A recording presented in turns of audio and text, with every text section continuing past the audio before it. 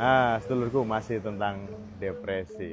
Ya, di antara gejala mayornya ada, gejala minornya juga ada nih. Gejala-gejala yang timbul akibat depresi. Yuk kita bahas bareng. Nah, sedulurku, tentang depresi mungkin tidak semua bisa kita dilihat ya. Tapi dalam keseharian bisa kita cermati bahwa sedulur kita ini sedang mengalami yang namanya depresi.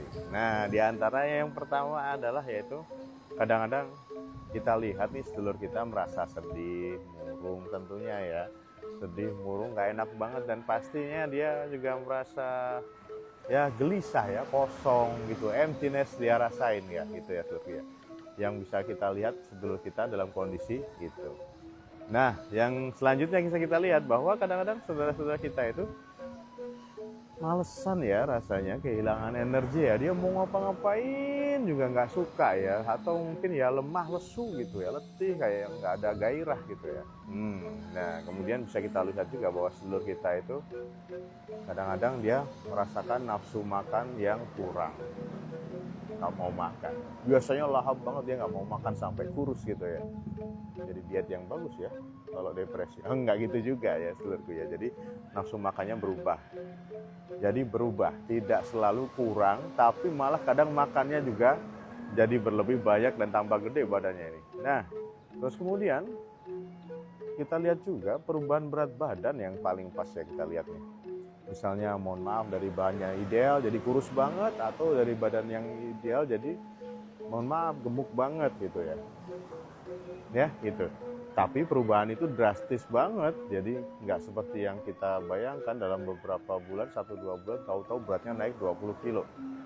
Nah gitu ya, mungkin dia mengalami satu yang namanya depresi. Dan kemudian yang bisa kita lihat lagi tuh, setelah perubahan nafsu makan, ada yang bisa kita cermatin lagi, yaitu adanya gangguan tidur, sulit tidur, terutama saudara-saudara kita, sedulur kita yang mengalami depression. Seringkali dia terjadi yang namanya gangguan tidur tentu saja.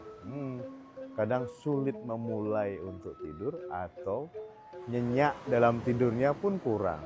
Jadi kadang-kadang kebangun di malam hari, mimpi buruk, atau ada penyebab yang lain.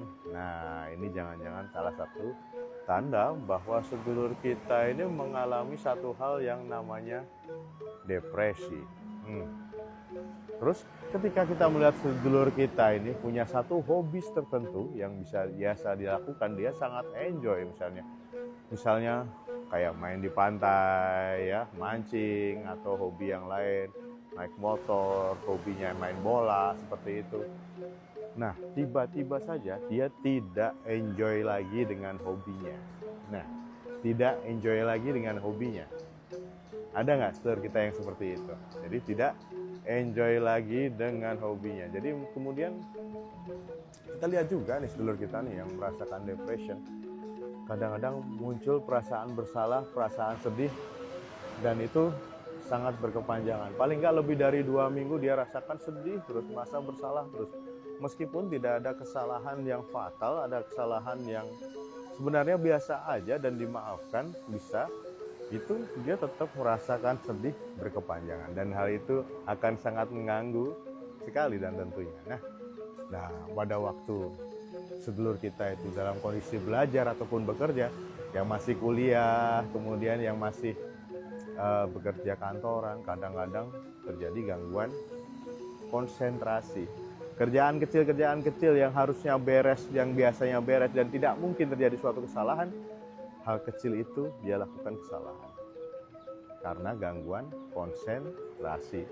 Nah, sedulur-sedulur kita yang mengalami depression seringkali seperti itu, dan itu harus kita cermati juga, dan sedulur kita harus kita bantu dengan kondisi seperti itu. Kemudian kita bisa lihat juga nih sedulurku nih, kalau misalnya sedulur kita itu mengalami depresi, kadang-kadang ada gangguan kecil-kecil, entah gangguan lambung, nyeri kepalanya sering, atau mungkin ya gangguan saluran cerna, BAB tidak lancar, terus kemudian seringkali sedikit diare gitu, sering perih lambungnya, kadang-kadang seperti itu sedulur-sedulur kita yang mengalami depresi.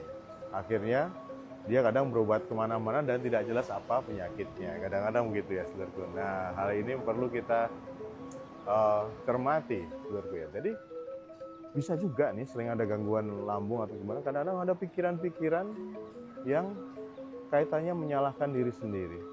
Dan mohon maaf, kadang-kadang ada pikiran untuk menyakiti dirinya sendiri, bahkan mencederai dirinya sendiri, atau ada suicidal thinking. Kayak gitu. Atau mohon maaf nih, pikiran-pikiran yang ya kaitannya untuk mengakhiri hidup. Pikiran-pikiran ya, kadang terungkap hal itu ya, dan nggak boleh itu ketika terungkap kita diamkan saja, karena ini suatu kegawatan, apalagi sudah terucap, apalagi sudah mulai dilakukan dan dia mencoba untuk mengambil sesuatu yang terkait untuk melukai dirinya sendiri. Nah, hati-hati ya sedulurku ya, ketika ketemu dengan sedulur kita yang merasakan seperti ini dan mengalami seperti ini. Makanya itu satu kegawatan kalau di bidang psikiatri, di bidang kedokteran jiwa, itu suatu kegawatan. Nah, ayo kita bantu, kita temenin sedulur kita yang merasakan demikian, jangan sampai kita abaikan karena bisa mengganggu keselamatan sedulur kita ini.